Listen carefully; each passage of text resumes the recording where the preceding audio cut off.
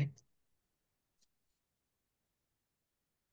All right. Good morning, everyone. Welcome to the November meeting of the Brooklyn DD Council. Thanks, everyone, for joining. Hope everyone has great plans for their Thanksgiving this week. Appreciate you all taking the time to be here. All right. So today, we do have a presentation a little bit later in the meeting. We're going to have updates from OPW, IAC, possibly DOH if someone's on and has anything to tell. But our presentation later will be Cindy Philippe. I hope I pronounced that right. From CIDNY, Center for Independence of the Disabled New York. You might have met her or some of her colleagues at some of the resource fairs that have been going on from the Family Support Advisory or from the Brooklyn Council last year. So real quick for Brooklyn Council updates, save the date for everyone. Friday, March 7th will be the five-borough virtual legislative breakfast. So again, Friday, March 7th, please save that date. We just are about to start planning for that. Um, it was pretty successful the last couple of years when we went virtual. I think it's preferred by a lot of the elected officials and other powers that be to have one place to log on and not bounce borough to borough. So Friday, March 7th, five borough legislative virtual breakfast.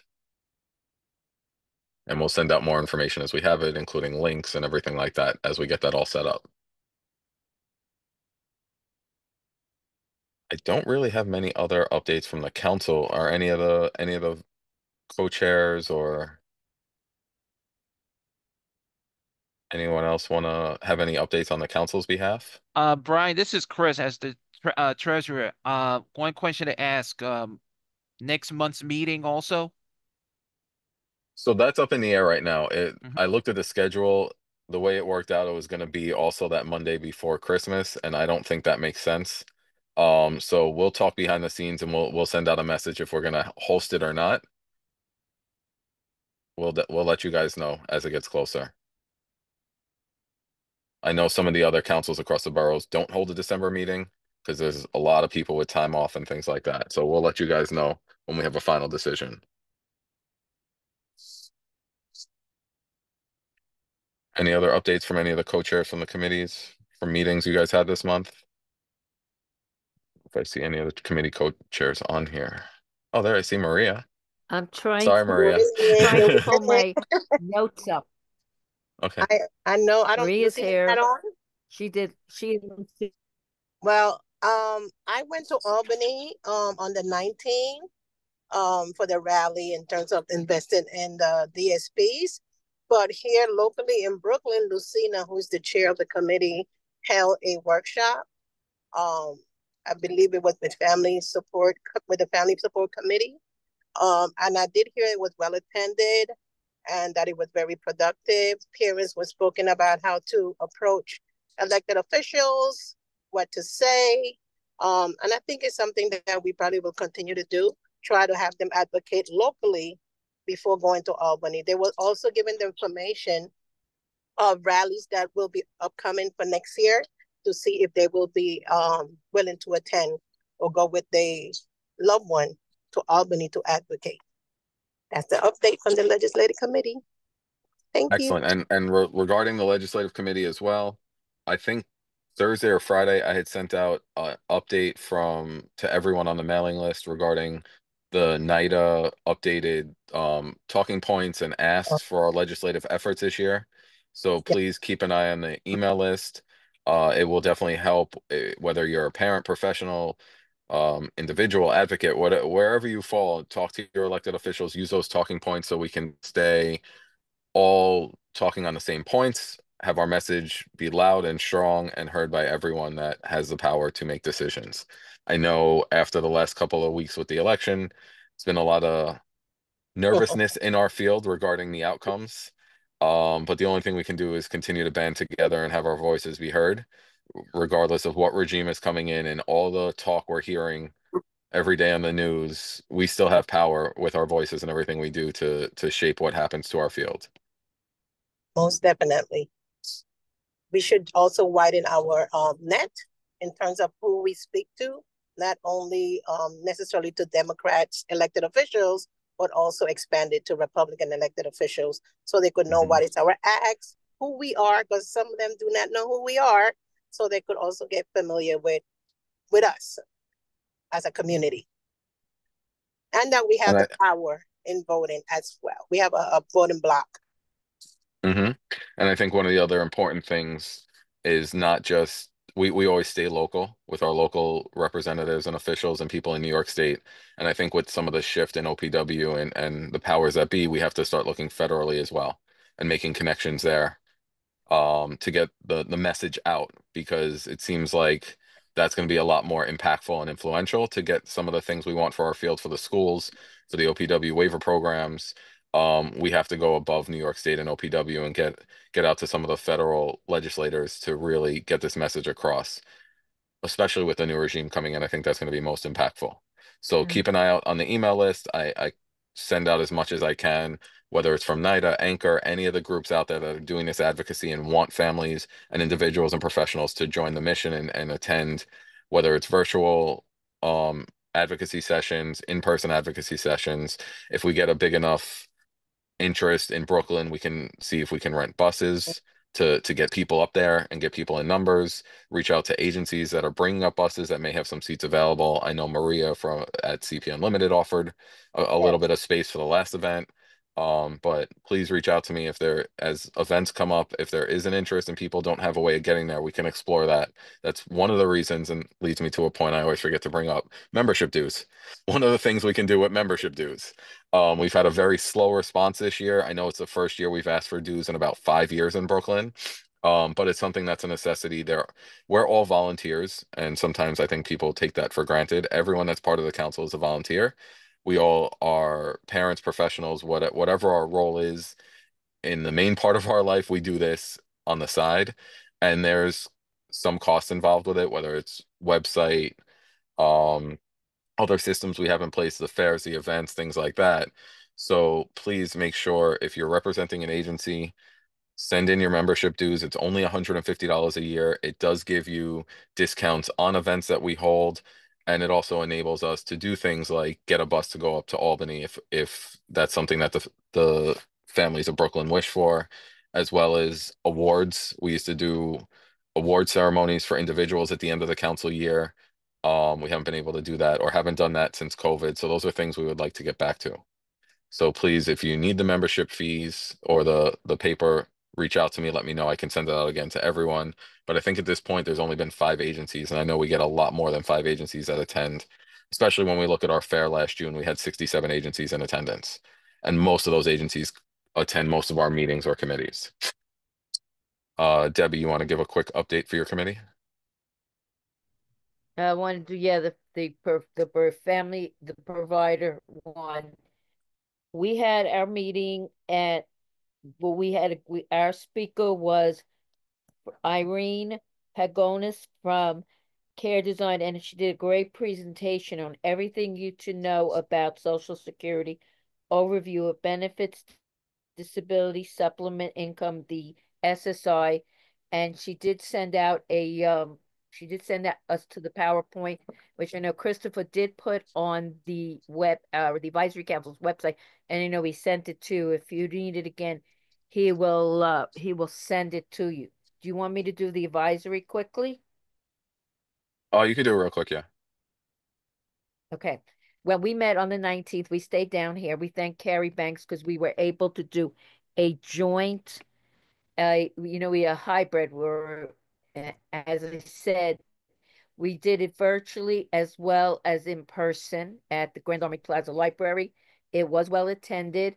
We did have our guest speaker was Lucina Clark from My Timing, and we did discuss we to explain to families why we need to advocate ways to do it and not just only do it during, when it's lobby season to go around all year round to let them know if your child's in programs get the legislator or their staff to be invited. Make sure that you're friends with the not just the legislator, you work with the staff too. And yes, we did say work with both parties.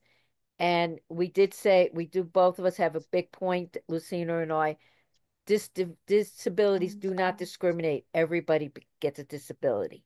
So I just want everybody to know the next, we're not doing a meeting in December, but on Friday, December 6th at Park Slope Library, Brooklyn Public Library, again, thanks to Carrie, we'll be having our, again, mini resource fair.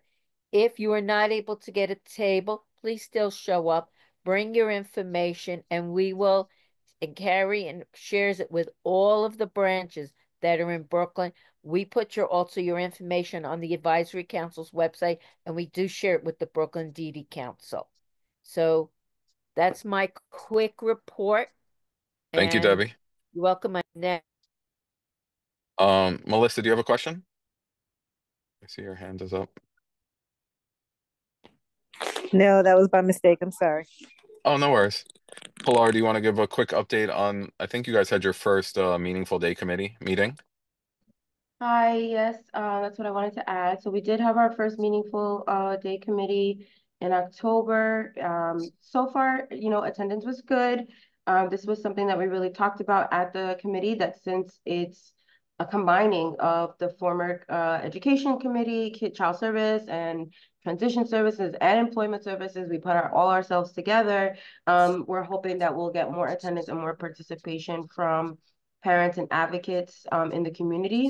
So that was the main topic of discussion. Some of the reasonings for the changes to the committee, one being that we combined, and then the other being that we will be hosting them at different times. Typically, these committee meetings, whether it be the general council or the other council meetings, happen during the day.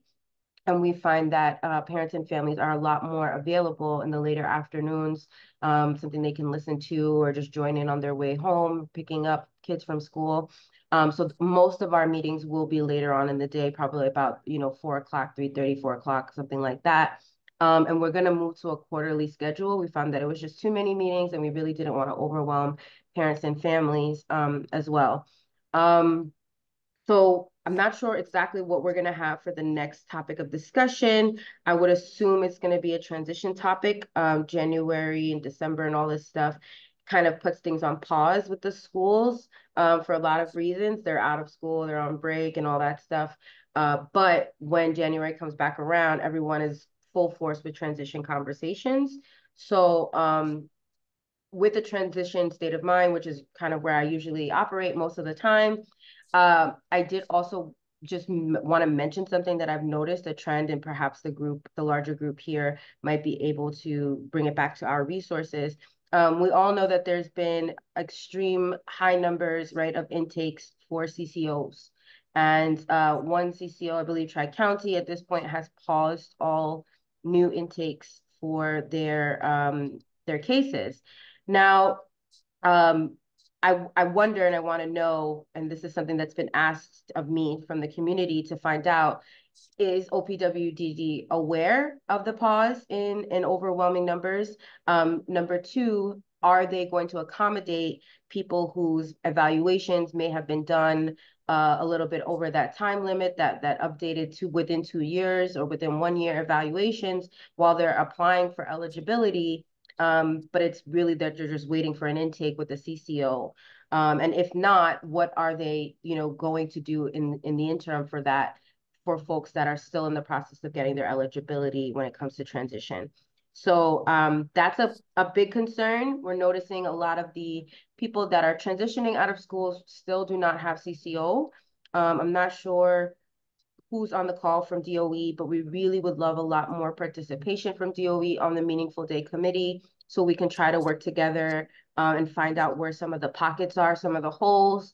I've been working with a few schools myself, just in my own position here at HRC, but we definitely need to figure out, because what's going to happen is we know last year they extended the age of graduation for transition, and now there's going to be a large number of students that are leaving DOE into OPWDD services and might not get services when they finish school this year. So I think this year specifically for transition services is going to be a bit challenging and a lot of information. So by all means, if you have questions about transition or you're noticing things about transition in your areas and you want us to bring it to the committee, for discussion, please send them to me or Marjorie or Jahida, anybody that's on the Meaningful Day Committee, so we can try to put together a list of things that we need DOE to address, possibly OPW to address, and us as providers to address. And that's really it. I didn't have any other major updates, but that is definitely going to be a big topic at the top of the year. Thanks, Paula. And Welcome. yes, I can answer. OPW is very aware of what's going on with Mm. Tri-County, obviously. And when you had reached out to me last time, I'm still waiting for a response back. I reached out to 2 contacts to try to get some clarity on those questions you had raised. So as soon as I can get a response, I'll get that to you. And as Pilar said, if you guys have topics for the Meaningful Day Committee, if you go to our website, bkddcouncil.org, all of the chairs' emails and contacts are on the website. Under each of their committees, it shows who the chairs are and how to contact them. So that'll probably be the easiest way to do it. Carrie, you have a question? I do. Hey, Pilar. Hey, everybody. Carrie Banks from the Brooklyn Library. So at the Family Advisory Council meeting last week, the representative, I think from the state, Chris or Deborah, maybe you can remind me. Anyway, was talking about It was how the state. Nina. It was Nina who's here. Okay. Yeah. All right. Hi, Nina. Was talking about how the state is prioritizing work options for adults over everything else, and seems like in a more focused, more aggressive way than they have before. But I'm concerned that there's not a link, that's just that there's not a link with our education systems.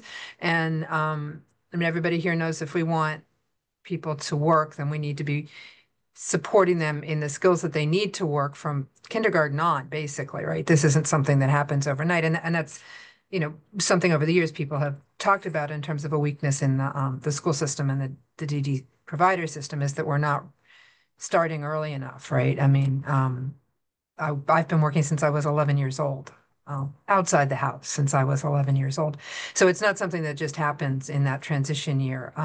So I just want, it might be a good topic for the committee to figure out, to maybe meet with the state, maybe with Nina, with other representatives, to figure out how across that lifetime, right, from school age to transition age, and then of course into adulthood, how are we educating, giving people the skills that they need to work, right? So one thing that comes up all the time is a lot of people in the developmental disability system, right? They don't often get asked questions, right? Even about preferences about what they want to eat, or where they want to go, how they want to spend their time. And we make a lot of decisions for them, right? In school and outside of school. But that's a basic skill for working, right? You need to be able to do those kinds of things. And we need to start doing that earlier. Right. Simple things like that, but also more complex things, obviously.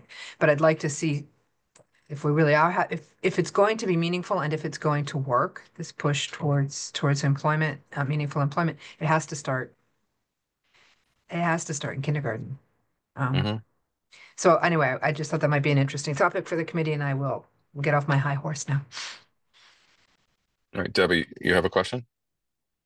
Yes, one of the biggest issues that has been happening for more than 20 years is the DOE has placed, there's a lot of children who are OPW eligible, but they're not in the District 75 schools.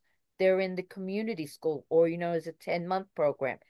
And unless the parent understands the child's disability and knows what services they may need, many of these children fall through the cracks. The schools graduate them at age 18, even though they only have an IEP diploma, and they don't get help picked up by OPWDD right away. It could have happened to my son, but I didn't allow that because I thankfully was very well educated. But it is still being done. And even children in the non-District 75 schools don't even get basic travel training, which is another skill you need if you'd like to be able to work independently. So what Carrie said is 100% right. But there's a lot of things that in the D75 school, they have more work programs, more training programs. They ignore the non-D75 special ed students who have the developmental disabilities. So that's another issue we need to work on. All good topics for our meaningful day committees. Rochelle? That's exactly what I was going to say. So, okay. Yeah, I think we can connect offline and make this list of topics, and that'll help them guide their topics for their upcoming meetings. Hey, Brian. Um, Hi, Brian. I think Melissa Barton have her hand up like so many times, but I think we keep missing her. no, she said in the chat she couldn't put it down. She didn't know how to get it Oh, down. Yeah, put when it I down. asked her before. Okay. Yeah, I don't know. She's experiencing something on her Yes, end I'm with sorry. I think I No, got it that's down okay. now, but it keeps coming up. No worries. But again, sorry. No worries. All right, so I'm gonna keep moving along the agenda. I'm gonna pass it over to Nina, who's here representing OPW to give the OPW update. Good morning, Nina. Hey, good morning. Do you hear me? Yes. Okay, very good. Thank you. So I'm gonna start with a reminder of the upcoming public meetings that OPWDD is scheduled for the next week. So sometime last week, the email went out inviting everyone who's interested in family stakeholders, people with developmental disabilities for Developmental Disability Advisory Council meeting that is scheduled on Tuesday, December 3rd from 11 a.m. to 2 p.m. And this meeting is open to public. It's going to be, it's scheduled virtually via WebEx, but in New York City, in person, people may go to Center for Family Support at 333 7th Avenue, 9th floor in New York. That would be in-person location for that meeting. Also, next week, OPWDD is meeting with Family Support Services Committee. That is on Wednesday, December 4, from 11 a.m. to 3 p.m. or same thing. It's a virtual meeting. You have to register via WebEx, and if you want to physically in person go, you will you can attend the meeting at Center for Family Support location.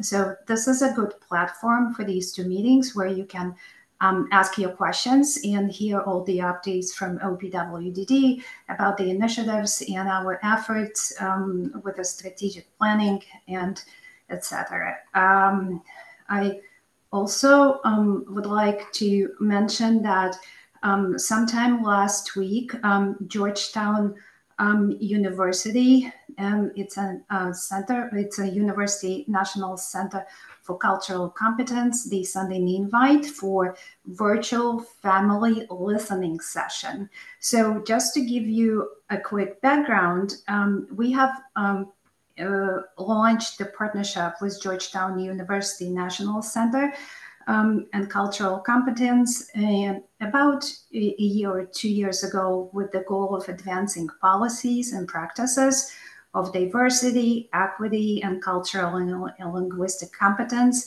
in all components of developmental disability services system of New York. What is interesting that this is a unique system change project that no other state is undertaking at this time. So Georgetown University met with the providers. They met. We are have module meetings on OPWDD on the state side, where we are reviewing our current practices on cultural and linguistic competence, diversity and equity. So as the next step, Georgetown University scheduled these meetings with families. There's no schedule yet. They will take place sometime in February and January. I can send the flyer with the invite. There is incentive to this meeting. Every family who completes the session will get a $25 gift card. And the purpose of these meetings is to elicit experiences from the families and how they access supports and services, and based on their cultural beliefs, on their preferred language, and if they are equitable, that equitable for their family members with IDD. So who is invited? Everyone, families who were receiving services in the past, receiving now, or individuals and families who cannot access services. So we are really looking, and hoping that people will join these sessions.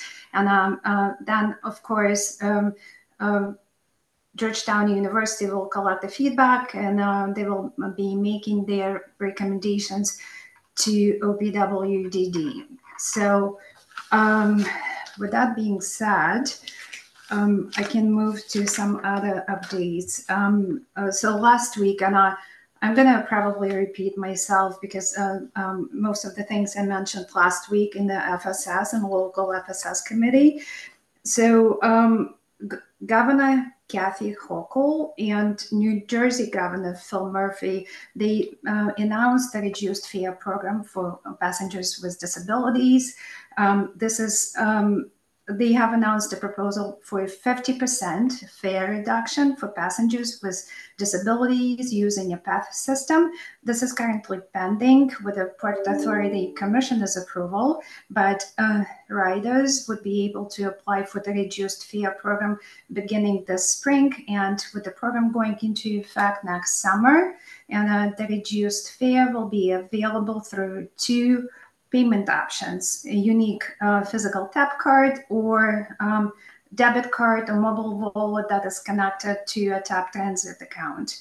And more information will be coming in coming months with significant outreach planned to stakeholders in the disability community with information regarding eligibility and certification requirements.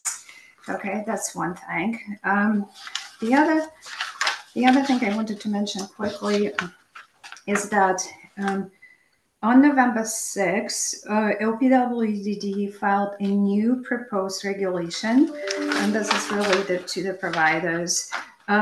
It would be under Chapter 633.25 that will require agencies or facilities certified and operated by OPWDD, except for family care providers, to maintain both an agency-wide emergency management plan as well as an emergency preparedness plan for each facility certified and operated by OPWDD. And the requirement for agencies to develop emergency preparedness plans is meant to be responsive to stakeholder experiences and feedback following the COVID-19 public health emergency. Comments on the regulations are due by January 1st, 2025. And I'm going to quickly also mention, since I spoke about it last week, that about the employment first. That's something that Carrie was talking about. So Employment First Executive Order 40 was signed by on September 30th by Governor Hochul. She is establishing a New York State Chief Disability Officer who will be responsible for coordinating Employment First initiative statewide. Employment First state agencies adopted the Employment First principles that will provide a framework for system change that will increase a number of people in competitive integrated employment. Employment First steering committee will be formed to include state agencies and stakeholders, and OPWDD is one of the contributors and is included in the first Employment First initiatives and requirements. New York has now formally become an Employment First state, which means an employment will be considered as the first option and the preferred outcome when planning and delivering services for people with disabilities across New York State.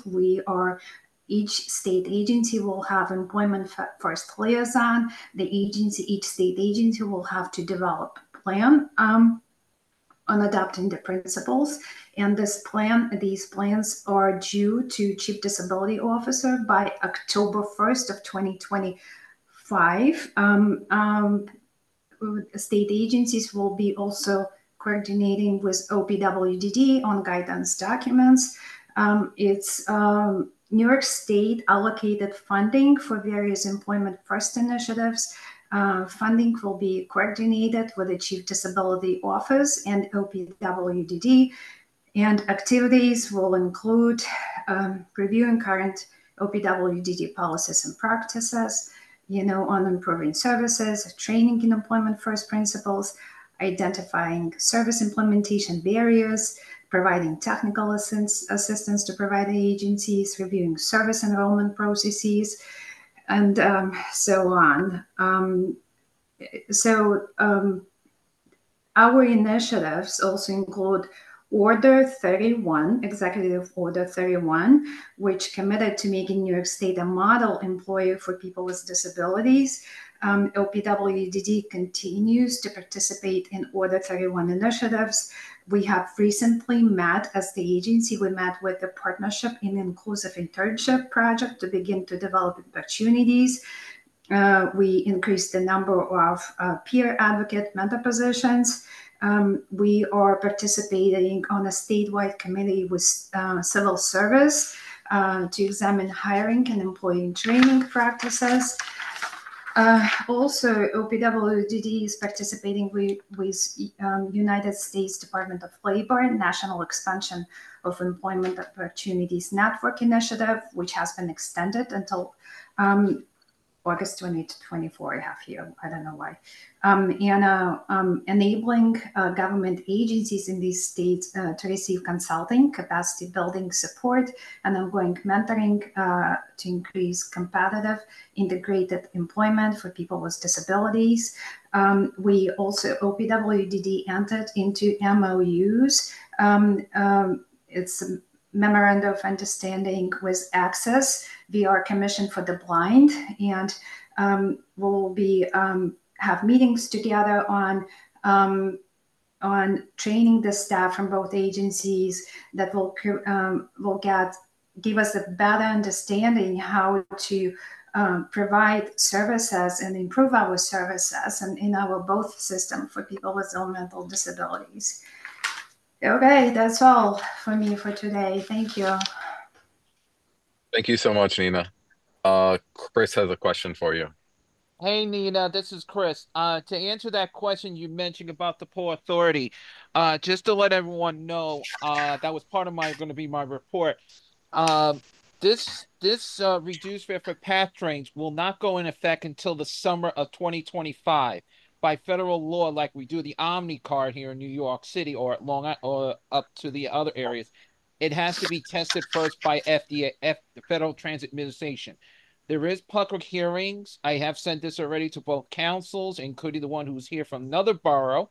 All boroughs should be trying to attend those public hearings in person or in virtual. As I said before, I have sent it to all 5 borough councils since it is related to New York and people who do use the PATH trains. So it has been sent out. And just to let everyone know, it did take 6 advocates to do it, with the help with the former advocate Edith Prentice, who passed away 3 years ago. So it has been done. Thank you. Rochelle, you have a question for Nina? Yeah, it's somewhat of a question and also a comment, Nina. Thank you for your report. As the family vice chair and also a parent of a person who lives in a certified IRA and also attends a day hab, I would suggest that the emergency preparedness regulation is not of interest only to providers. This is of interest to all of us who have family members who attend these programs, and is a source of worry, particularly after the experience we all had during the height of the pandemic with the lockdowns and the rate of contagion within congregate settings. So I would also suggest that, after your presentation at the Family Support Advisory Council and I looked at the regulation, and I can't honestly say that it satisfies the concerns of families. There was nothing in that regulation that provided more specific guidance about the real issues that providers and families and the people who live in residences and attend programs experienced and are still experienced in the wake of the COVID pandemic. So certainly we'll be giving comments, but I would be hoping that there be some way to improve dialogue on this issue. I know every provider has an emergency preparedness plan, and I know, and I am not uncomfortable with those, but there are systemic issues that affect these plans. So a provider might have an infection control plan to try and reduce infection in a congregate setting, but not have access to enough personal protective equipment for their staff or other things that are required to really implement that kind of plan. So I would really hope that you take this back and ask for some more dialogue. And I know that a regulation may not be overly specific, and I'm not asking that it be overly specific, but I don't think it's really met the goal that it set out to meet.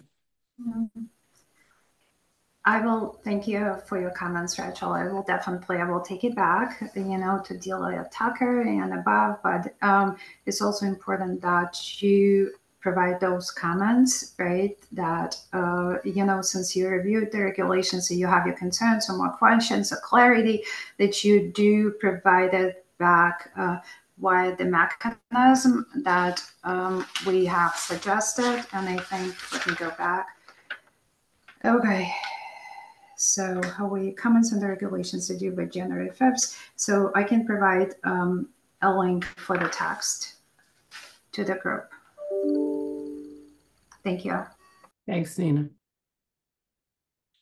And I think Carrie has a question for you, Nina. Carrie, you're muted. Sorry. Hi, Nina. It's good to see you again. I'm wondering about the role of employers and the role of your office in working with employers to help them understand, frankly, for many people, just the benefits of hiring people with disabilities. I mean, I constantly see how, and have experienced personally, how difficult it can be to get a job when you have a disability, whatever the disability. So I'm wondering what the state is doing in terms of reaching out to employers for this exciting initiative.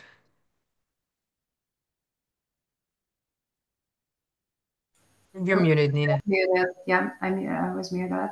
So as I mentioned, state agencies have 1 year to develop, right, their policies on how they will be more engaging in hiring people with developmental disabilities. There are more conversations that are taking place right now. So I don't have the specific answer for you, right? But we're also working with the Department of Civil Service, right? And we have some opportunities that OPWDD sometimes we have postings.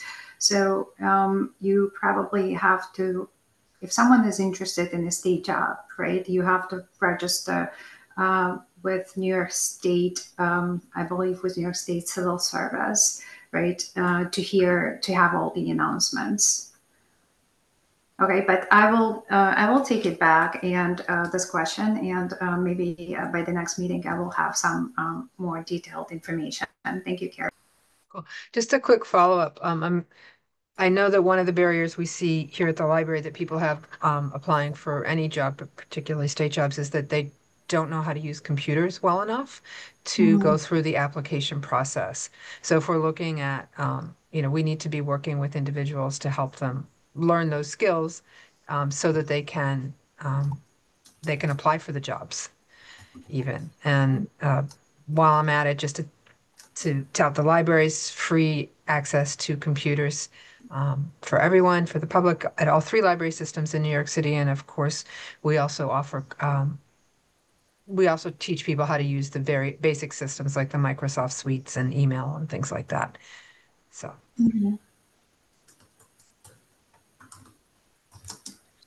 All right. And I think Rochelle has her hand up again. Yeah, just a small point. I do want to congratulate OPW on the social media campaign it's doing and the outreach it is doing to private sector employers as well. It's not just a matter of people getting civil service jobs, but a more general public understanding that people with IDD can work successfully in many environments with the appropriate supports. So I think OPWDD has done some very good work on this, and I just wanted to raise that as well. Mm-hmm. And I don't remember on which platform was that last week recently, but they were a short video of success story of showing and interviewing individuals who are employed, somewhere in a small business in upstate. I don't remember if this was a bakery or not, but it was really very, I was happy to see that, I was really happy to see that. All right, I think that's all the questions for you. Thank you so much again, Nina. And I will pass it over to Chris Trieber, who's here from IAC. Hi, good morning, everybody. So I'll cover a few things. So one is, yes, thank you, Maria, for mentioning the NIDA rally. We had a very successful rally in Albany last week on November 19th. The rally was outside the War Room, and it was very well attended. NIDA is going to plan a number of additional events. One of the things that NIDA is planning is having a virtual legislative roundtables. The New York City ones will be on December 10th, and we'll be sharing more information about it. The Brooklyn one, I believe, is at 10 o'clock on November 10th. And the hope is that we will have a number of elected officials who will attend, and we'll be able to educate them about what our legislative asks are this year. For those of you who don't know, the NIDA legislative asks, which represents probably close to 300 agencies that serve adults with developmental disabilities across the state, asking for a 7.8% Medicaid rate increase to cover the true cost of care. We are also going to be asking for a creation of a wage commission to set adequate wages for direct support professionals and human service workers, so that we can provide recruitment and retention as well as a living wage. And then the third ask, so there's going to be 3 this year, enhanced capital funding for our programs so they can meet climate goals and ensuring sustainability for the future. There's a lot of money available. We want to make sure that the OPW agencies are able to access that information in terms of support for modernizing facilities and climate and addressing the climate goals. So those are the specific asks. Just so you know, IAC's lobby days this year will be February 24th, 25th, and 26th. The 24th, we will be in person up in Albany. We will do a briefing at the Hilton Hotel for those of you who have come up before. And the 25th will be the main lobby days.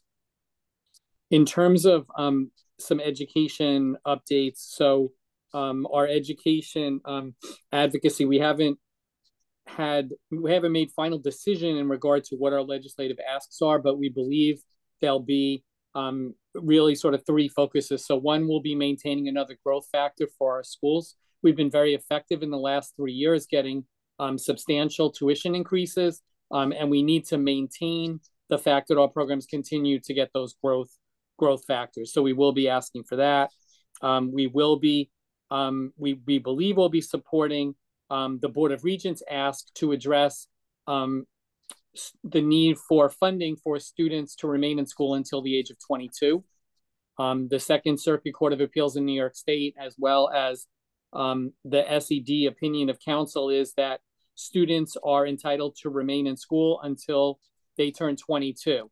There is a discrepancy in regards to when that time frame ends. For some committees on special education, they will tell a family the child can remain in school until the end of their 22nd birthday, until they turn 22, which is the day before their 22nd birthday, or the end of the school year they turn 22. SED hasn't taken a definitive position because the regulations at the state level have not changed as of yet. And so once they do make those changes, then that will be there. But one of the challenges that school districts have right now is that the state is unable to give them funding to keep the children in school past the age of 21. School districts are doing it, but there isn't a funding mechanism right now. So we will probably be supporting the regents on that ask. And then because the tuition methodology is scheduled to eventually be changed, we have been asking for specific changes to the tuition methodology, temporary changes that support the operation and fiscal functioning of our schools. And so we will be asking for those again.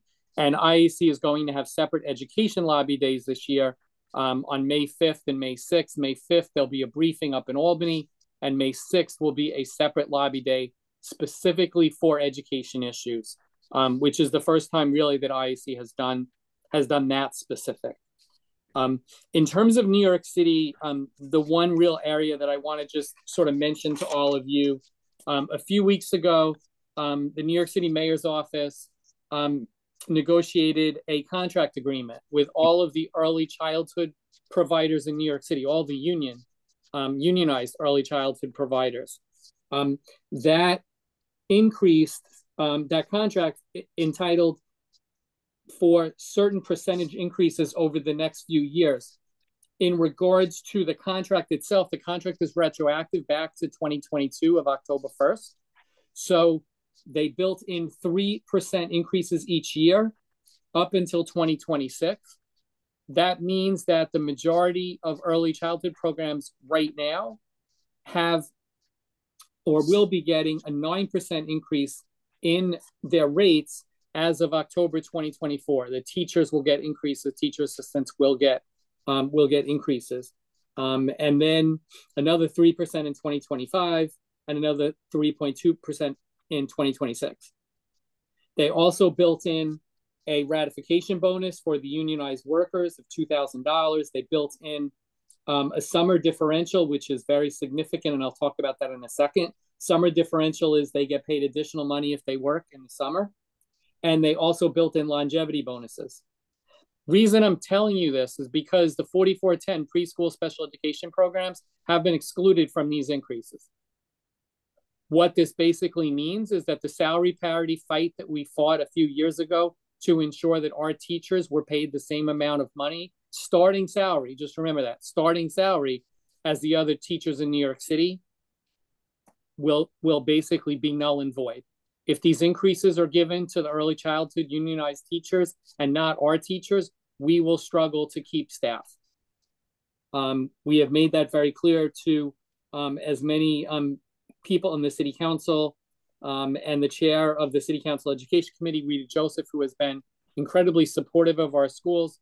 And she absolutely does not agree with the decision to exclude our schools. So it's a really big issue. We're going to be asking the councils to support our advocacy in regarding this. It's really important that you pay attention. If you do have any meetings with elected officials, it's really important that you mention this to them because it was a long fight for us to get money that allowed our schools to raise teacher salaries equal to the starting salaries of all the other early child teachers in New York City. With these increases, our teachers now again may become the lowest paid early childhood teachers in New York City.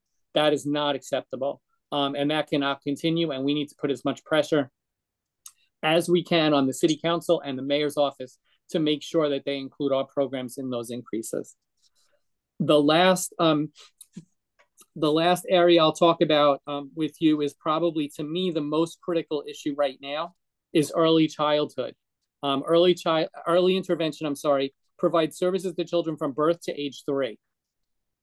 They identify services for children with the highest levels of need, the youngest children in New York City. Early intervention was granted a 5% rate increase on April 1st, 2024, when the New York State finalized their budget.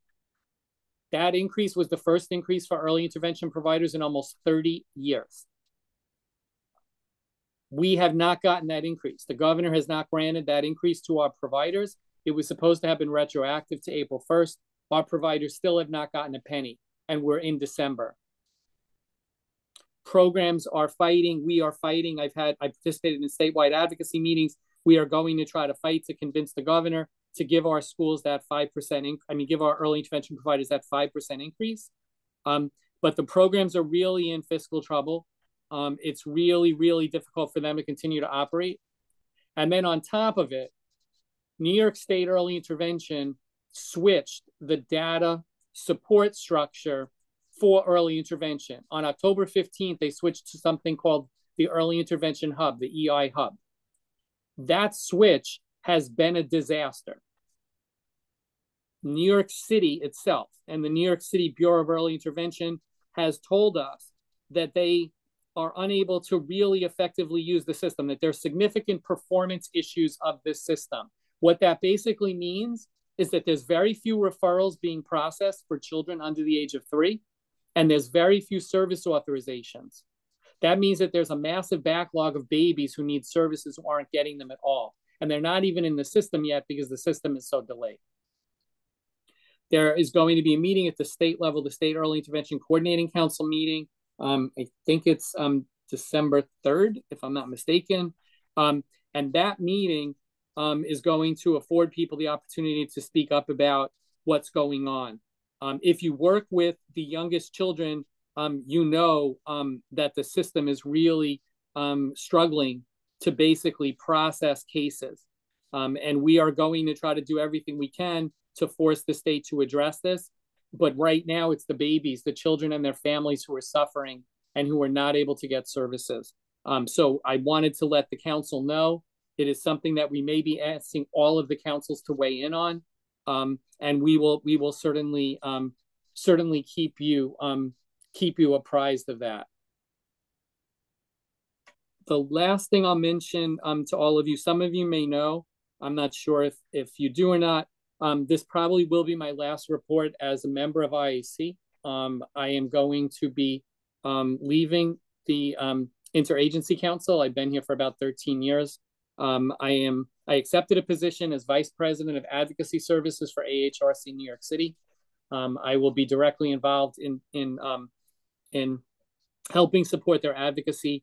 I was at AHRC for almost 22 years before I came to IAC. So for me, it's like going home. And the real benefit to me is I will be able to help mobilize, educate, and really support parents to be able to advocate for children, which is something that really is near and dear to my heart. And I haven't really been able to do that as much. So I will still be involved. I will still be around, but in a different role. So thanks, everybody. I don't know if anybody has any questions. First, thank you so much, Chris. You will definitely be missed on these meetings and representing IAC, but I know where you're going, you'll have just as big, or if not a bigger impact on the IDD world. So we appreciate everything you've done. And there are a couple of hands up for you. So Chris, Sure. Chris Greif. Debbie was first. Ladies first. Oh, okay. You're first on my screen. Debbie. Thank you, Chris. You're my Chris. And Chris, thank you for everything. And before you leave, please, all that information, please send it to us because we're going to put it on the Advisory Council's website. 2, once you get yourself settled back, which is probably won't be too long, you can always show up to our Advisory Council meetings anytime. So whatever day you have, you want to do, you want to speak, you want us to, what you need us to do, we're there for you. And I'm going to say, I want to thank you for everything. Because of you, I was able to protect my child from the Department of Education's misunderstanding that children with developmental who only get an IEP diploma can stay to age 21. So and also what's sad is I would have loved my child to have had early intervention, but that time you had to go through family court, and that was a scary thing. And now it's not, but it's now I'm praying it doesn't go back. But please, in reference with early intervention, also send us whatever information. We will be advocating with you at all time. And remember, you have an open invite, and that includes also showing up if you have the time to any of our resource fairs, because our families need your information at all times. So again, Sure. Thank you. Yep. Thanks, Debbie. You're welcome. All right, Chris. Chris, hi, Chris. Hey, Chris. It sounds like I'm rhyming my name. Chris, I know, first of all, it's going to be kind of funny because you're not leaving us. You're going back to HRC. Mm-hmm. So And I'll ask you that. I'll ask you a personal joke later because I don't want to say there's too many famous people here. But Chris, in the chat, and this is important to everyone. Chris, as you know, as Nina mentioned, and I was going to mention it, but in one way, we need to share that information because, as you know, there is a public hearing. Well, I should say a forum for 1 hour for people with disabilities. That's one, because they're mentioning the deals for accessibility and low income for accessibilities, which I will mention later. But I want you to please share that information to IEC for that reason, and the Port Authorities getting the reduced fare. Now, just to let you know, Chris, it didn't take elected officials to do this. It took 6 advocates. Actually, 3 are here. 1 has actually passed away, and 2 are not here. So I just want to let you know that for the record, to share this, and Rochelle knows this because she already put it on Facebook 6 times. Hearts, congratulations. Thank you, Rochelle. It wasn't that hard to do, but working with relationships and showing them the truth does work half the times. You don't have to be rumbly or fumbly or being disrespectful, but there are ways of communicating with them. So yep, absolutely. And if you could email me that, Chris, I'll share it with the IAC. I already did. But okay, great. Thank you. I'll redo it again. Okay, thanks. And when you do get your new email back, it's still going to be the old one, Chris Treba at HRC, whatever .org or whatever. Probably, but I'll make sure you get it, Chris. Don't worry. I don't get worried. All right. Thank you. All right. Thanks. And Doris, you have a question for Chris?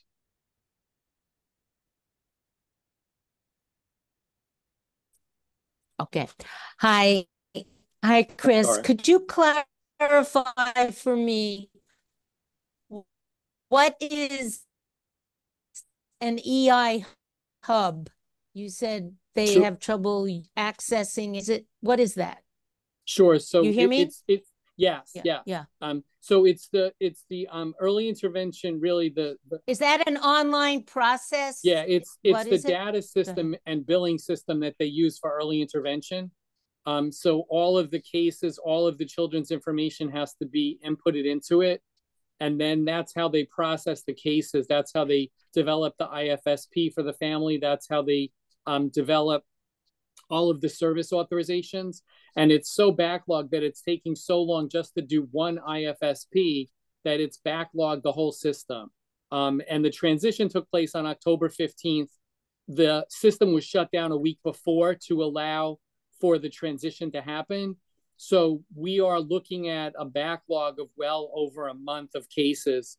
And most of our providers have told us they've gotten very few referrals. So that's why we know it's really backlogged at this point. Yeah. Thank you. You're welcome. You're welcome. Brian, the one thing I just want to mention really fast, I know that Kerry talked about the Employment First State Initiative and all the other things.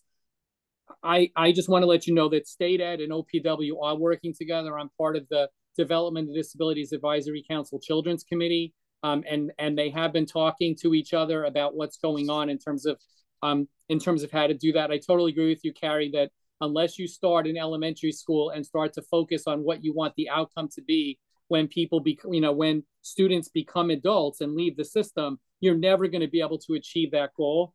And one of the things we talked about, I specifically recommended, because this has been a frustration for me, is that I don't really think that the education community has a really good understanding of what's required for students when they reach the age where they need to either consider competitive employment or adult services or something else. If the transition plans were basically formulated to identify what it is that children need to achieve to be able to make those goals, they want to be in competitive employment, there's very specific things they need to be able to do. If they can't, it's not enough to say at 19 or 20, we're going to start to work on it. They should be working on it much younger. So I'm hoping that SED and OPW will be working together to address those concerns, because I think that would go a long way in terms of really being able to start to achieve the goal of really focusing on an employment first state. So I just figured I'd throw that out just so you know, and something that I'm certainly still going to be very involved in. Thank you for touching on that. And I think Rochelle has another question for you. Well, it's again more of a comment. Chris, I am so upset about this exclusion of our 4410 schools in terms of the funding. It's so critical. And it could spell the demise of our specialized preschools.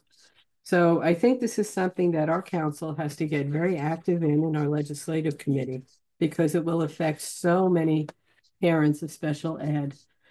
My second comment is there's been a lot of publicity in the press lately about the staffing shortages and the impact on students, also transportation shortages in our special ed public schools as well. And I think we need to take advantage of that when we do our advocacy work, because this is touching on areas that a lot of people are seeing in their newspapers and on TV.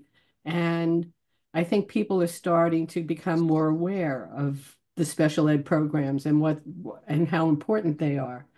So I'm just suggesting that when IAC and NIDA craft their advocacy around this, they take full advantage of this new public exposure about special ed, and that it affects our schools as, specialized schools, but it affects every child with a developmental disability at this point.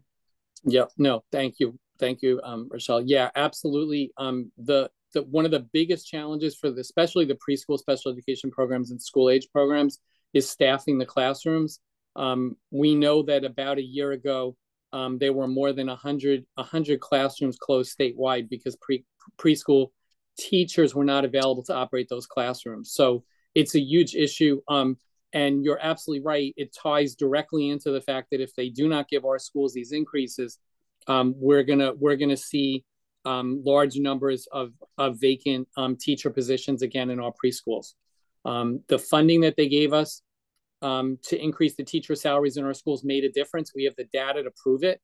It reduced the vacancy rates. It reduced the turnover rates in our schools. And we're concerned that if they don't do that again and include our teachers and our staff, that we're going to end up in those same places where we had teacher vacancy rates approaching more than 40% about 4 years ago. So thanks for that. And we will definitely keep the councils aware. All right. And Kate had her hand up for a comment for you. Yes, hi, this is Kate Gottlieb from Adapt Community Network. Just for those, there may be people on this call, I am on a transition alliance with Advocates for Children. Alex Elgudin heads that up. And we're doing a lot of great work with different committees. If anybody wants to join this transition alliance with Advocates for Children, I'll put my or Alex's info in the chat and you can reach out to him. And part of this is working with the Department of Education on changing a lot of the transition processes right now.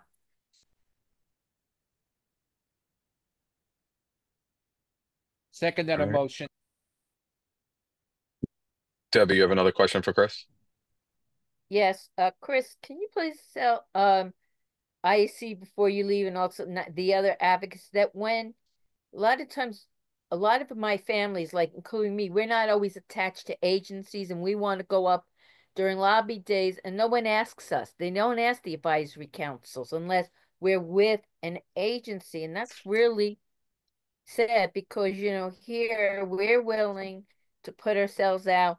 If we can't go, we'll send someone to represent us, and we want to show that we're united, but we're ignored. So if you can please somehow before you leave, and when you go back to Address, please tell them the same thing. Appreciate it. Thank you.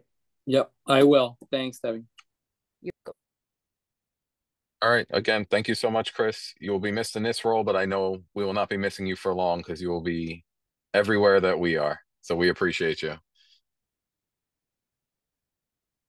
All right, moving on the agenda. Now we have our presentation from Cindy Philippe from the Center for Independence of the Disabled New York. Good morning, everyone. Thank you for having me. It's a pleasure to be here. I'm happy to be sharing some information with you regarding CIDNY. And I'm going to be sharing my screen. It looks like I need permission. Thank you. You should have.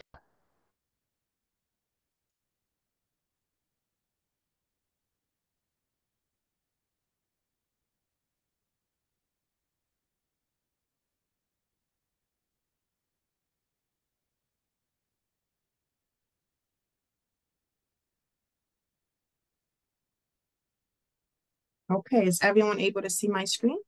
Yes, okay. I don't know if I mentioned this earlier. I'm from the intake department here at CIDNY. So I handle all the intakes coming in along with my colleagues. Okay, so CIDNY stands for the Center for Independence of the Disabled. And what is CIDNY? So CIDNY is a nonprofit organization founded in 1978, and we are a part of an independent living centers movement, which is a national network of grassroots and community-based organizations that enhance opportunities for all people with disabilities to direct their own lives. As far as our mission, so the mission of CIDNY, it is to ensure full integration, independence, and equal opportunities for all people with disabilities by removing barriers to the social, economic, cultural, and civic life of the community. And you guys are free to ask questions at the end. Every question is welcome, that's fine. As far as what sets us apart, we are not a waiver service provider, but we service individuals of any and all disabilities. We're going to go into that a little bit further down the line. But as far as what sets us apart as an organization, so we have a holistic approach, which means that we address the whole of a person, not just their disability. Our comprehensive services encompass advocacy, education, employment, and independent living supports. We're also consumer controlled. As a consumer controlled organization, at least 51 of our staff and board members are individuals with disabilities. And we do this to ensure that our services are informed by lived experiences and that they are tailored to meet the unique needs of our community. We're also community centric. We're deeply rooted in the communities that we serve. Our staff and board members are actively engaged in local advocacy efforts, ensuring our services are responsive to the evolving needs of the New Yorkers with various disabilities. We have a collaborative spirit, which simply means that we partner with many different agencies in New York City to make sure that the needs of the consumers that comes to us are being met. And we're empowerment focused.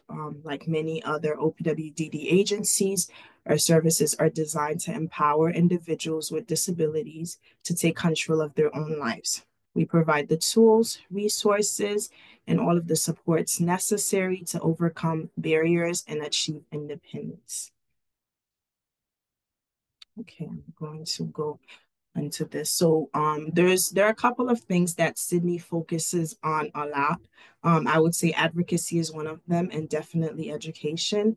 So when it comes to advocacy and policy, throughout CIDNY's history, we have advised government officials on ways to make public services like transportation, health insurance, education, and entitlements work better. So we monitor public and private initiatives that affect people with disabilities, and we offer constructive solutions to problems that we see. And we're able to do this not only because we have 51% of individuals that are working with us, people that are disabled. Also, when we have different consumers that comes to us, we gather their feedback, we see what's working, what's not working, and we take it back to lawmakers, basically. Education. CIDNY is very big on education as well. We provide information and workshops for our consumers. And these workshops are on things like everyday skills, such as searching for housing, budgeting, transportation, housekeeping, self-advocacy, and goals planning. So when talking about disabilities, we work with individuals that have any diagnosis such as cancer, diabetes, PTSD, HIV, autism, CP, deafness or loss of hearing, blindness or low vision, epilepsy, mobility disabilities such as those requiring the use of a wheelchair, a cane, or a walker, intellectual or developmental disabilities, major depressive disorder, and TBI. So it's not just these diagnoses. We work with other forms of disabilities as well. And I would like to add that if somebody is looking for a resource that we could help with, even if they do not have a disability, we do not turn anybody away. We're also able to assist. So when talking about the direct services that CIDNY offers, the first thing that we see is CHA, which stands for Community Health Advocates, which some of you might be aware of. So the CHA program helps New Yorkers navigate the complex healthcare system by providing individual assistance, outreach, and education to communities throughout the New York State. So CHA helps individuals find and navigate health coverage or access low cost or free care. It helps with solving billing issues that may be a little bit complicated. Also, it helps with understanding healthcare forms and also their healthcare rights and much more.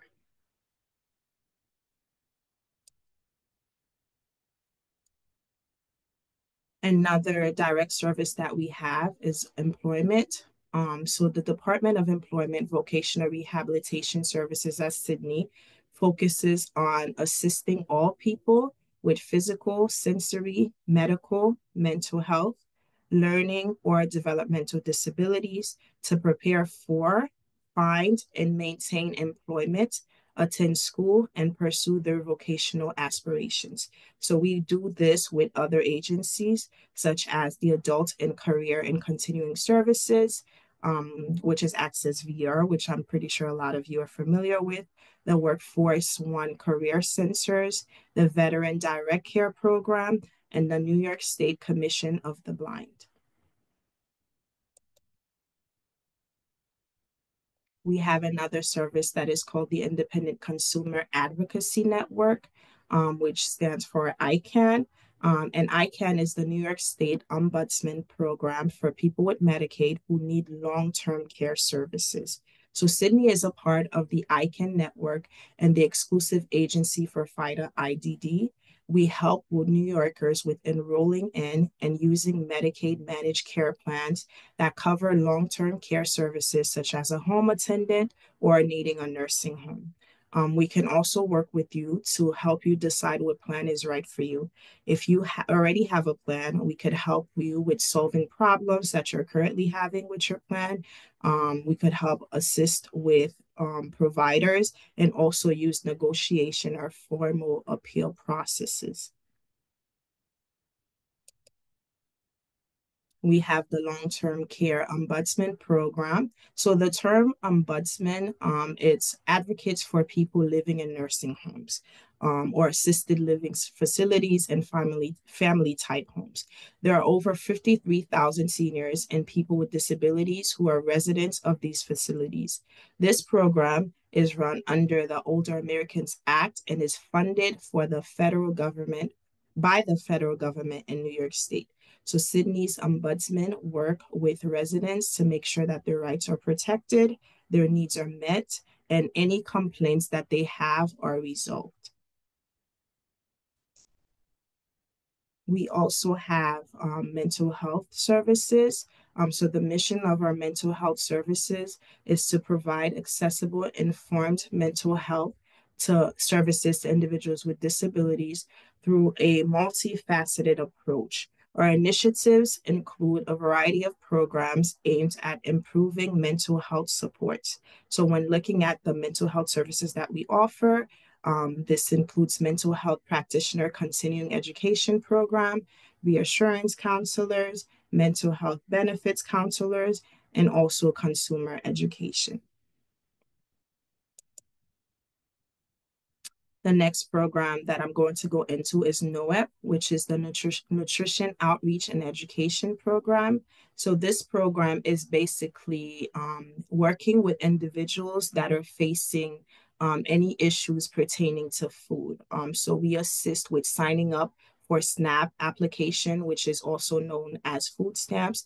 And we also work with other nutrition agencies or programs, such as God's Love We Deliver, which is an agency that delivers meals, cooked meals to individuals that are unable to cook for themselves. And we're also partnered up with various pantries in New York City that we could connect you with or that we could assist with an application. We have also New York City Care. So New York City Care assists with applying for healthcare access.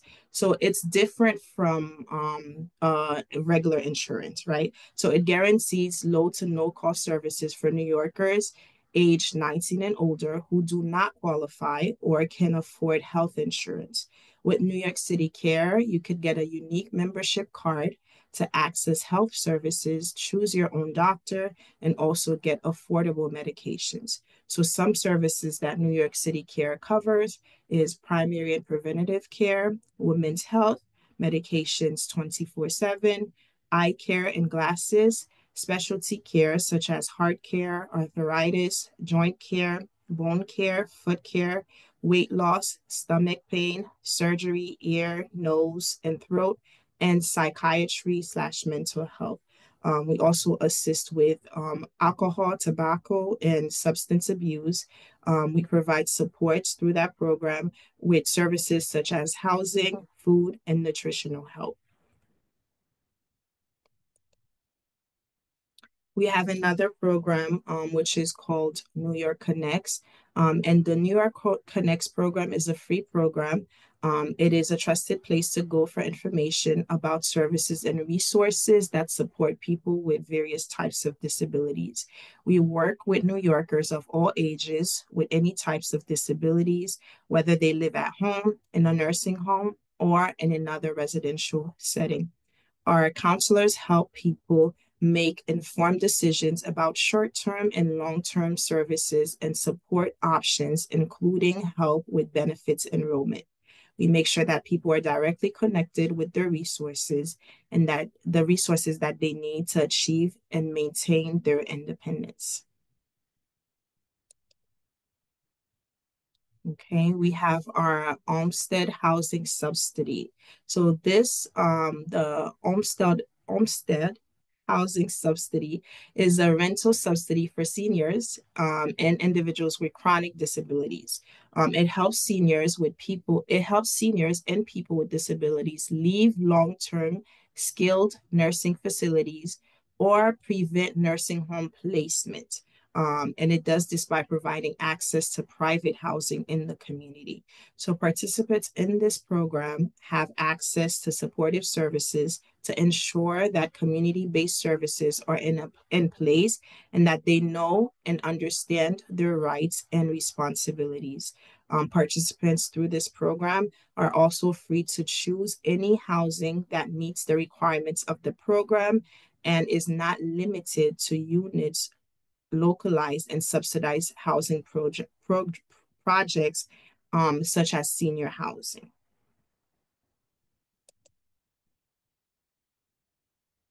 We have also the Open Doors Transition Center, and the Open Door Transition Center, which is formerly known as Money Follows the Person, is a program that assists residents of long-term care facilities, whether they're in a nursing home or in intermediate care facilities, to transition back to the community, such as the previous program we spoke about. So these, through this program, you're matched with a transition specialist, and the transition specialists, they work with individuals and their family members or social supports on community preparedness education to make sure that the people have the information and skills that they need to return back to the community, to identify barriers and services needed to make a successful transition, and to help them with finding affordable, accessible housing that meets their needs. So any nursing home residents who wish to transition back into the community would qualify for our Open Doors program. And then lastly, we have a Rapid Transition Housing Program, or THP. So this program provides rental subsidies for high-need Medicare beneficiaries. So through this program, we provide ongoing rental subsidies. We locate units that are at or below fair market rate. Individuals are required through this program to pay 30% of their income and utilities if the Rapid Transitioning Housing Program don't already cover that. An individual's income must be at a extremely low income as determined by this program annually. Community transition services are also available through this program to pay for furniture, essential housing furnishing, and also small EMODs, which is home modifications. And then also we have ILS that provides wrap around services to ensure participants are connected to providers and resources. So as a whole, if you have any questions or you need any assistance or guidance when it comes to employment, food access, healthcare, housing, ILST, individuals and systems advocacy, youth services, long-term care, the NHTD program, which is the Nursing Home Transition and Diversion Program for individuals looking to transition out of the nursing homes, peer counseling, SSI and SSDI, transportation. We are able to assist in all of these areas, whether it be to connect you, like I mentioned before, to the resources, or also assisting you with the application process from start to end. So how do we help, or how can we help? So if let's just say you're calling and you just need general information, right? Or you would like to know what you qualify for.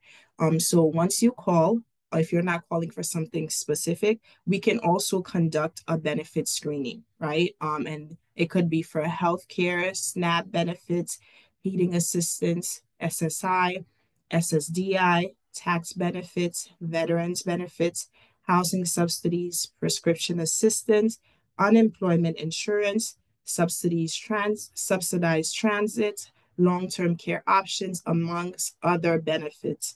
And the contact information is there, which I'll also be sharing with you. So what's gonna happen is that once you call, and you let us know what it is that you're looking for assistance with, you would go through intake, which is not long. We ask some direct questions just to see how we could connect you to the right department, because each of the services I just mentioned, they have their own departments. Then after you go through the intake process, we connect you to a benefits counselor who takes it over from there. I also want to add that each of our offices, we have ASL staff available for anybody who requires ASL. So we have an office located in Manhattan.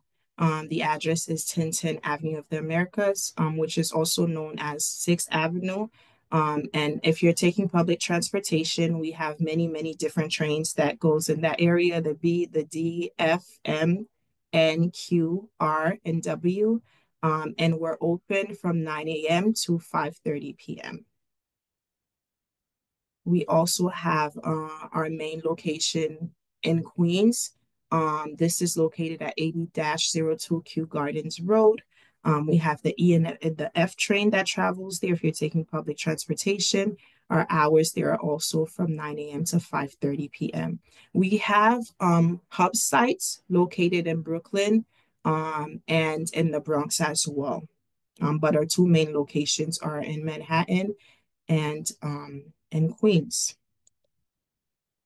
And if you're interested in knowing what CIDNY is doing, we always share information on our social media platforms. And you could also just Google us, CIDNY, you'll find us. So this is just the information. If you go on Facebook, Twitter, Instagram, LinkedIn, you look up CIDNY, you'll find us, and information on what's happening, what's going to happen, what we're doing, what we're up to, and what we're planning. Okay. So thank you so much for allowing me to talk for this long. And at this time, if you have any questions, I will try my best to answer. Thank you so much, Cindy. That was so informative and helpful. You guys have so many services that can benefit the families of Brooklyn that attend these meetings. Thank you. If you could do me a favor, just stop sharing because I can't see if anyone has their hand up. Okay. All right, let me see. All right, I see a question from Chris. First of all, hi, CIDNY again. First of all, to all the councils here, I want to share one thing. For the record, they have attended our resource fairs, our Development Disability Resource Fair, and they've been a very big help on that. And every information, it's been shared enough. And they're also, Brian, we do have their information on our websites with an S. I did send you those information in the past. And also, just so everyone know, thanks to CIDNY, who also advocates for transportation accessibility, there's a lot of things are getting accomplished done. As their director, which you can please, I forget her now. I know she's a doctor, and we always Dr. Sharon. Dr. Sharon, thank you, because I got other things in my head today. Still recovering from this weekend. Dr. Sharon, as well as me and Debbie and some of us who know her, have been working together dealing with making sure that funding goes into accessibility transportation. All the information they have, and they have been working with us when the issue came up, when they wanted to almost not support, not the agency, but outside other people were trying to stop. Thanks to CIDNY, we are getting things working together. So guys, please share their information and invite them as well. They have attended our resource fair, and even Carrie can bounce that as well as Debbie. Thank you. Thank you. And I'll see you on December 6th. You already registered, for the record. Thank you. Thank you. Cindy, thank you for such a comprehensive presentation. I have a question. For elderly that are in nursing home, you have a program that transition them back into the community, right? How do you do the intake process for them? Do you come out to the nursing home? So I'm from the general intake department. What that means is we have a formal intake process that everybody coming to us, they must do, and then we assign them to a benefits counselor from that department. As far as the details, I would assume yes, but I could find out for you. I don't want to give you the wrong information. I could find out for you because I handle the general intake. Okay. Because I don't think she's able to leave the nursing home, but she does want to come back to the community. Okay. Thank you. Debbie? Hello. The question I have for you is, in reference to food, like in God Loves We Deliver, and also a lot of senior centers and programs, people with food allergies have the hardest time. And have you been advocating like a reference, like if you have a soy allergy, do you know most canned tunas have soy in it, and the same for the mayo? And how do you get them to work with people who have severe food allergies? Okay, so I'm glad you asked. So actually, God's Love We Deliver, they have dietitians, and they will not serve food unless they have this dietitian sit with that person seeking assistance to know everything happening, right? What are these allergies that they have? What are their diagnosis? What's impacting them? They actually tailor every meal that we serve for that person, right? For various diagnoses. So let's just say someone has an allergy with nuts, right? They're not receiving the same thing as somebody who do not have allergies with nuts. They're very big on that. They're very careful with that. So that's how we go about doing that. As far as SNAP, which is the other food service that I mentioned. Everybody knows how SNAP works. I would hope, SNAP does you know. not recognize any food allergies. They don't recognize any specialty diets, even whether it's halal and kosher. You have to be on a low salt, low sugar. I've had hearings. They come out of the agricultural department. They don't care. Really, Yeah. they've told me straight out they don't care. Yeah. Yeah, SNAP is a little different, but as far as God's Love We Deliver, there's another one I'm forgetting as well, Meals on Wheels. These agencies, they tailor each meal that they're delivering to that person's needs. Meals on Wheels did not do that. In fact, two family members of mine who live in my building canceled because the food they were sending was too salt. The sodium levels were way too high, and they don't protect against, like, they have, like, say if you can't have beets, they don't check to make sure like the liquid doesn't mix with the other with into the But main. Debbie, let me just interject, and maybe you can speak with Cindy offline, but they're just Yeah. the middleman. No, I know that, but they are advocating for families because you see when I Share said to her information. about SNAP, she and I are on the same page. SNAP No, I ignores, understand but that, the thing but is, they're Meal connecting on the Wheels families. They might not does even not do understand what these they services claim. exist. So they're connecting the families. If there's other issues And with the but services, that Meals we got to on take that up with the services, not with Cindy and the work they're doing understand at that, right? Sydney. But I just wanted to finish this. Meals on Wheels, the they but they need to know. She needs help because she and I have spoken offline about this at the resource fairs. And the problem is in God we love, yes, they listen, but Meals on Wheels does not. And people who are getting that, and since they're also an excellent advocacy, by knowing this, we can all work together because one agency claims they're doing it and they're not. So I Okay. understand what you're saying, but she and I have spoke about this before. Thank you. And I'm not blaming her. I'm blaming Meals on Wheels. Okay. Thank you. Thank you for that. So perhaps God's Love We Deliver might be a better option for this person, you know? Any other questions for Cindy before we free her? Brian, can I just add one thing, just to be quick? The way I think what Sydney does, they share information. We have to make sure we share information to everyone. You know, that's one thing as outreach we do. Sydney has been a very big help with health, always keeping our individuals with disabilities very healthy. So I encourage everyone to please, if you know there was something was wrong, let's work together and let's make sure next year the health is staying strong and healthy. We don't want to see people getting in the hospital again. Thank you. Don't worry, Robert Kennedy's going to fix it all.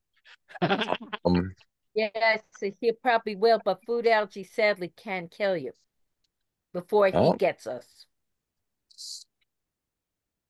All right. Thank you again, Cindy. Thank you so much. I recently shared out all of their flyers. I can share it out again. I'll put it up on the website. So if you guys need access how to contact Cindy or their intake or get more information on everything she presented about, it'll be available. Chris, you want to quickly do your MTA update? I know you shared a lot through some of your comments throughout, and then we'll move on to agency announcements. Yes, and I'm just gonna ask if anyone has questions, wait till I finish because I can concentrate when I'm reading also on my other screen. First of all, good morning, everyone. As I mentioned earlier, because Nina mentioned it, I'll mention it in a few minutes. But there is one announcement I do want to be very clear because everyone is emailing me for the last hour. Because of construction going on in Coney Island between Stillwell Avenue and West 8th Street, there is no Q train running, no F train running because of the track replacement during this week. Not on Thanksgiving Day. That will be normal. Please be advised that the last stop of Q trains will be Brighton Beach. The last stop of F trains is Kings Highway. There are free shuttle buses running between Brighton Beach / Kings Highway to Coney Island. The last accessible station on the F is Church Avenue. The last accessible station is Kings Highway. Now, I want to be very clear on the B train. The B train will end at Kings Highway. The B train will run express. The B train will not stop at Church Avenue in both directions. As you know, they're doing construction to make an accessible improvements. So if your destination is to Church Avenue, you must use the Q local train. As I mentioned earlier, we have 2 public hearings coming up. The first one, as Nina mentioned, what she did leave one piece and out the piece of the puzzle, is, as you know, thanks to the 6 advocates, which is me, Deborah, and the late Edith Prentice and 2 others, we have gotten agreement with Port Authority to put this in for the reduced fare for people with disabilities in. And it will be public hearings coming up. You can do it in person or virtual. Brian has already been sending it out, and it's already on the chat as well. Those should be going in effect this summer. Once more details will come available, but the chief accessibility has put her comment in, as well as the acting commissioner had put her comment in the press, which we're very pleased. And we have gotten a lot of thank yous and compliments on this. The other one is, as you know, January 5th, congestion pricing will be going back in effect. There are still the deals for people with disabilities.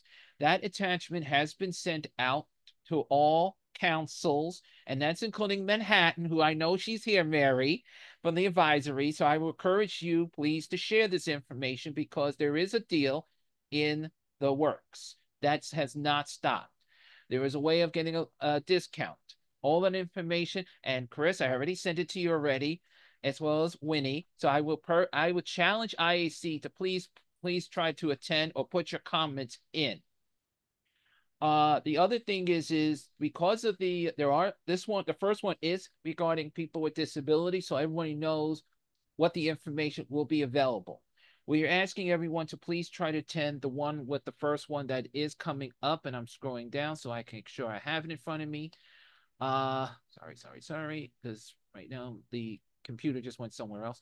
December 4th is supposed to be the first one for people with December 4th, which is 3 to 4. That one is the individuals with disability plan webinar. That is from 3 to 4. The low income one discount plan is also be available on Thursday, December 5th from 2 to 3. As I repeat again, these are webinars. So please try to attend. If you have questions, please put that in as well. As a reminder to everyone that as the holiday season is coming in, I do want to remind everyone the holiday train is back in session starting the month of December every Sunday from 10 to 5. It will start at 2nd Avenue housing on the F platform and then going to 96th Street and 2nd Avenue on the Q line. So just let everyone know, for accessibility, you can start at 96th Street and 2nd, stay on it, and come right back. But just remind you, once you enter 96th Street and 2nd Avenue, you will have to get off because the train will go to its relay in the back of the temporary yard. So it makes regular Q trains can come in as well. This is from 10 a.m. to 5 p.m.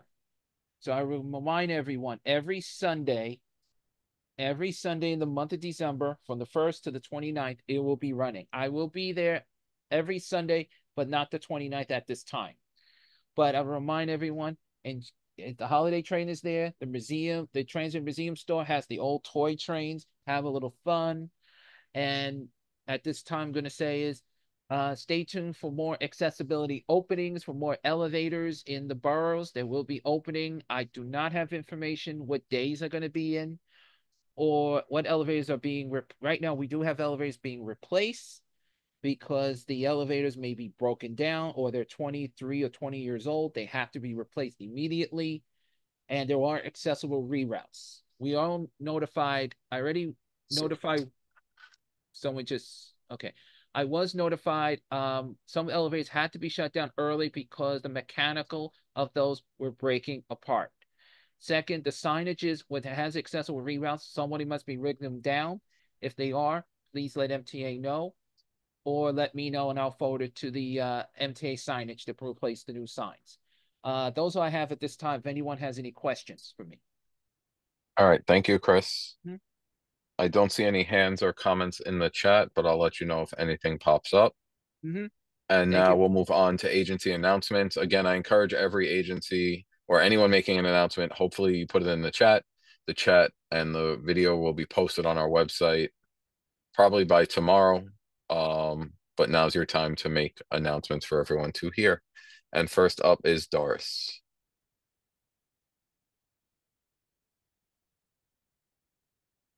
Good morning, everyone. My name is Doris Kahn, and I am the Outreach Coordinator for the New York State Institute on Disability. We're a family support agencies, and we provide the following services.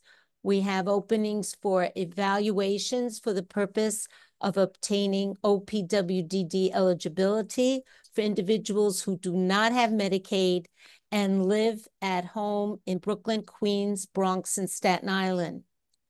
Contact Elizabeth Sunshine at 917-699-0578, or you can email Liz at esunshine@nicidinc.org. NICID also provides reimbursement for goods and services for individuals who live within the 5 boroughs. And you can contact Jackie Tripodi at 929-202-1115, or email Jackie at jtripodi@nicidinc.org. NICID also offers behavior management services for individuals who live in the Bronx, Brooklyn, Queens. You can contact Juliet Hawkins at 917-524-4856 or jhawkins@nicidinc.org. NICID also has tickets for recreational outings, tickets to museums, theaters, shows. Families should be encouraged to look into this now with the holiday season. They have tickets to seasonal shows, and if the individuals cannot have, they have to have OPWD eligibility, they cannot have self-direction, and they have to live within Bronx, Brooklyn, Queens, and Staten Island.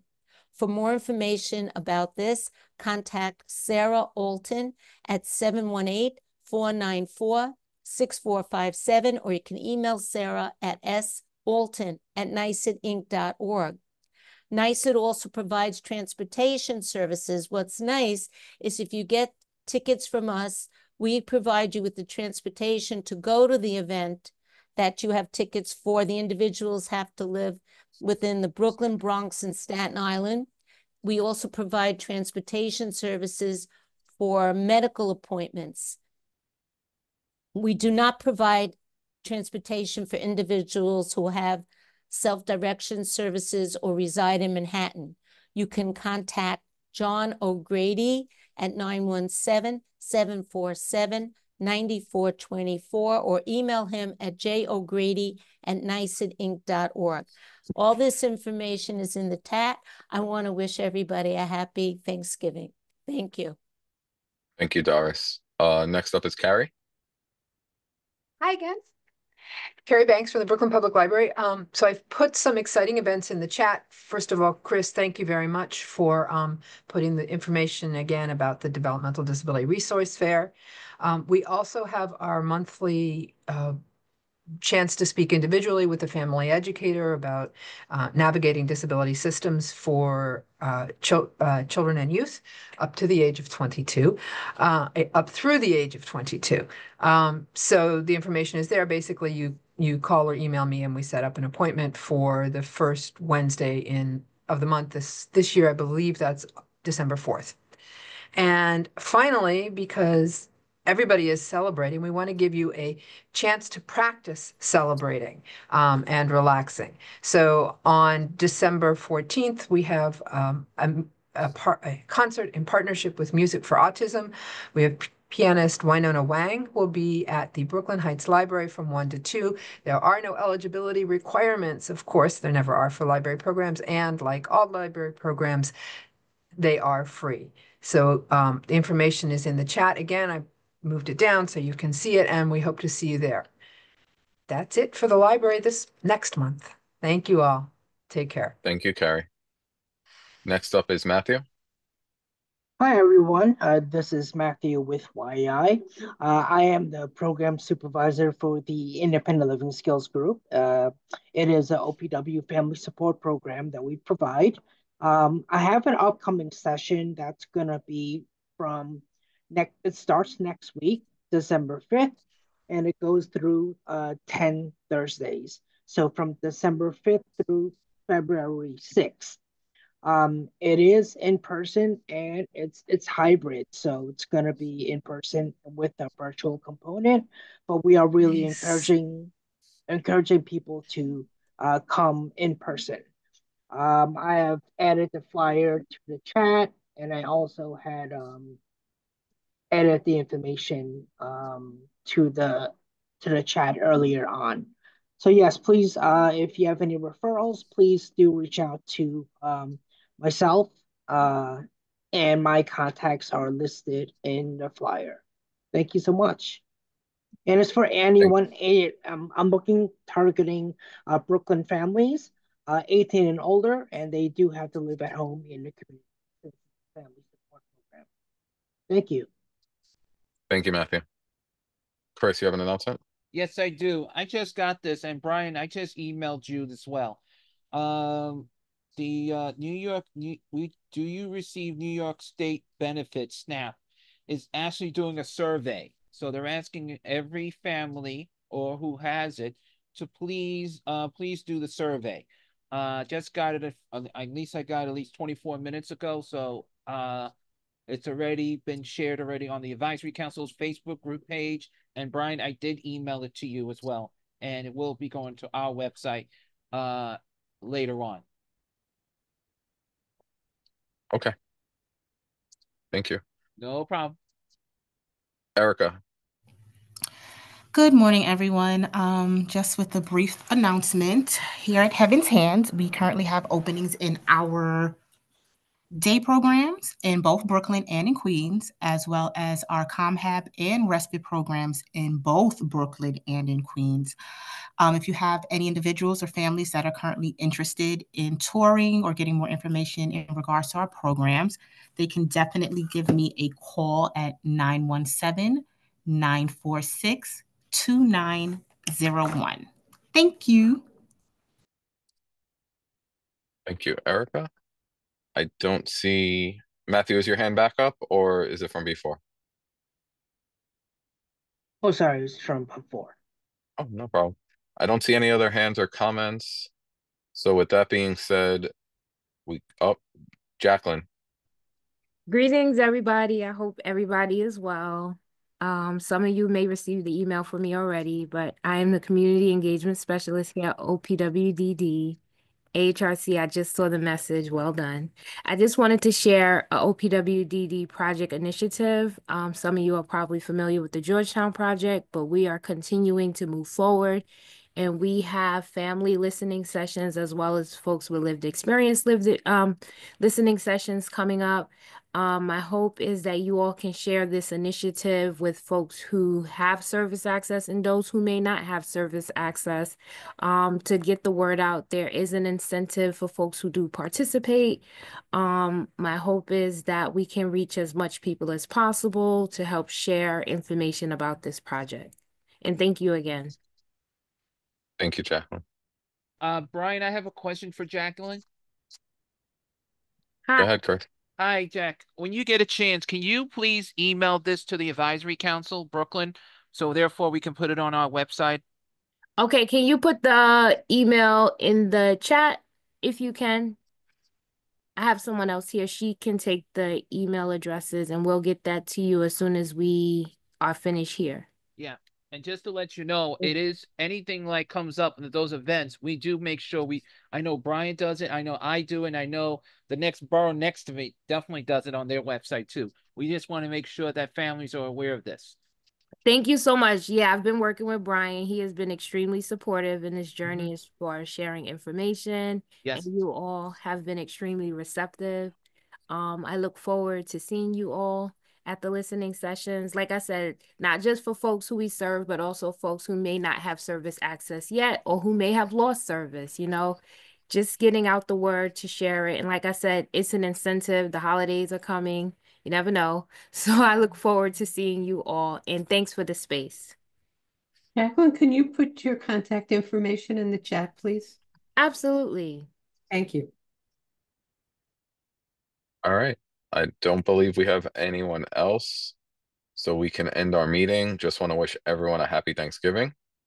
And in case we don't have a December meeting, happy holidays, whatever you celebrate. And we will see you guys, if not in December, then definitely in January. I believe it's the 17th, no, 27th. And we'll be having a presentation on the 27th by David Krasner from Wellbound Special Needs. All right. Have a great week, everyone. Thank you. Take care, everybody. Thanks, Kev. Happy Thanksgiving. Happy Thanksgiving. Happy Happy Thanksgiving. Thanksgiving to everyone. Happy Thanksgiving. Happy Thanksgiving. Bye, everybody.